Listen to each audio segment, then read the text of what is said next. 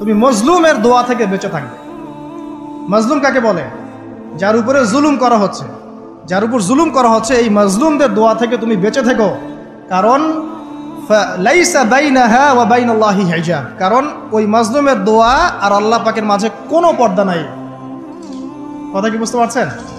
মজলুমের দোয়া আর আল্লাহ পাকের মাঝখানে কোনো পর্দা নাই। যদি আপনি কারোর প্রতি জুলুম করেন আর সে যদি হাত তুলে বলে আল্লাহ অমুক নেতা আমার উপর জুলুম করেছে, আপনি শেষ।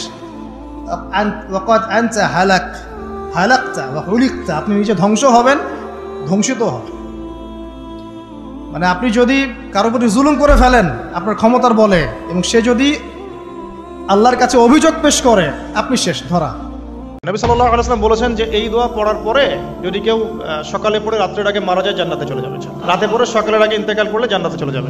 কি পড়লাম? আল্লাহ পাক বলছেন, নবী সাল্লাল্লাহু আলাইহি ওয়াসাল্লাম বলছেন, আল্লাহুম্মা হে আল্লাহ, আনতা রব্বি, আল্লাহ তুমি আমার রব, খালাকতানি, তুমি আমাকে সৃষ্টি করেছো, আনা আবদুক, আমি তোমার বান্দা, আনা আলা আহদিকা, আমি তোমার সাথে যে অঙ্গীকার করেছি এর উপরে আছি, মাস্তাতাউ, থাকার চেষ্টা করছি, আমি সাধ্যমতো থাকার চেষ্টা করছি। বুলাকা বিনিআমাতিকা আলাই, আমার উপরে আমার যে উপরে তুমি যে নিয়ামত দিয়েছো আল্লাহ, এগুলো আমি স্বীকার করছি। আল্লাহ তুমি আমার উপর যত নিয়ামত দিয়েছো আমি স্বীকার করছি। ওয়া আবুউ বিযানবি, আমার যত গুনাহ আল্লাহ সব স্বীকার করছি। এভাবে যদি বান্দা আল্লাহর কাছে দোয়া করে, আল্লাহ মাফ করবেন না?